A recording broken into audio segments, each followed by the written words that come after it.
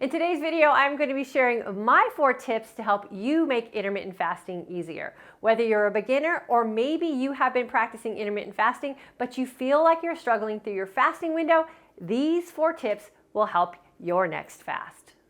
But before I get started, please take a second to hit that like button, make sure you're subscribed, and hit that bell notification. That way when I upload new content or go live here in my community to answer your questions, you will be notified. If you're new to my channel, welcome. My name is Diane, and on my channel, I share tips and tricks to help women incorporate intermittent fasting as a lifestyle and not approach it like a diet. Tip number 1, make sure you stay hydrated during your fast. Not only do you want to stay hydrated, but you want to make sure that you are getting water in your system that includes minerals, magnesium, potassium, calcium, and sodium. Those are our electrolytes. If you start to feel dehydrated during your fast, your brain will think that you need to have food, when really all you need is a little more water. The other thing that water does for us during our fast, especially carbonated water, is it fills up that empty space in our stomach. That actually starts to balance out our hunger hormone known as ghrelin. That's that growling sound that goes on in your stomach when your stomach is empty. Carbonated water, or water in general, will fill up that space and trick your growling ghrelin into thinking that your stomach is full and will start to balance out that hormone. Tip number 2, drink coffee or tea. Now let me clarify what I mean by coffee or tea. When you're in a fasted state, your goal should be to keep that fast clean. So make sure your coffee or tea is not flavored with anything that could send a signal up to your brain indicating that food is imminent. So no fruit flavors and no sweeteners in your coffee, and definitely no creamer as well. Keep that coffee black and keep that tea black as well.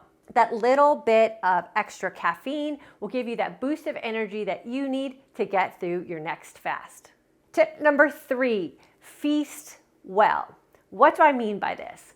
Oftentimes when we complete a fast and we open up our feasting window, it's game on, and we feel like we could eat whatever we want because of what we just accomplished in our last fast. But I want you to think a little bit differently about how you are going to open up your next feast.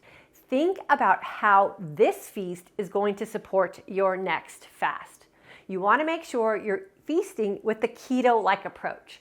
And what I mean by this is high naturally occurring fats, moderate to low amounts of protein, and very conscious carbohydrates, or what I also like to refer to as vegetables. Incorporating higher fats, moderate protein, and conscious carbohydrates in your feast will definitely support your next fast and help you curb those hunger hormones. And tip number 4, retrain your appetite expectancy hormone. Yes, that is a real hormone. That is the hormone that is signaling your body that it's time to eat based on your circadian rhythm. If you're a person that has been very consistent with eating breakfast every day at the same time, your appetite expectancy hormone is going to signal your body that it's time to eat. When we're new to fasting or we're practicing a fasting window, oftentimes that appetite expectancy hormone catches us off guard and makes us believe that we need to eat. All you need to do is fast long, consistently, over time, and retrain that appetite expectancy hormone to the time that you are now going to break your fast.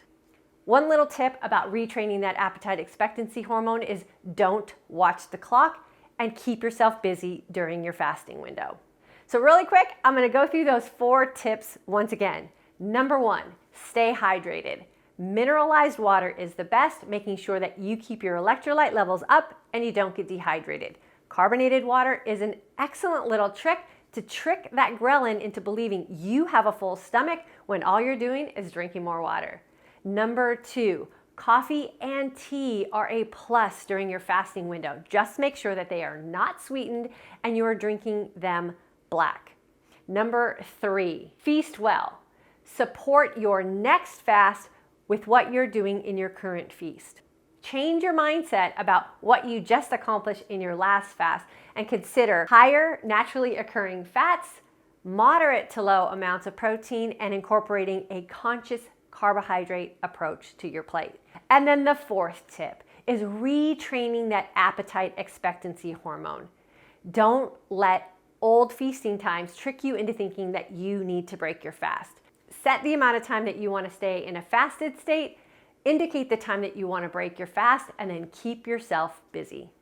Not understanding hunger or how we can manipulate it is where a lot of women struggle with incorporating intermittent fasting as their lifestyle. We have a saying here in our community, hungry is where the magic happens. And that is where we as women start to really feel empowered in a state of hungry. We understand hungry is where our body gets to work. It taps into fat stores and starts utilizing our own body fat as energy, and we give our body the opportunity to heal itself. If you feel like you're struggling in a state of hungry or your fasting window, please start incorporating these 4 tips that I gave you today. Consistently practicing intermittent fasting will help you build confidence in your fasting window and help you find a new state of comfort in hungry. Remember, hungry doesn't last forever. It's just a period of time that our body has to be in to settle out our hunger hormones and get used to this new lifestyle that we are living. Every time you jump out of intermittent fasting as your lifestyle, please remember you have to reset your hunger hormones all over again.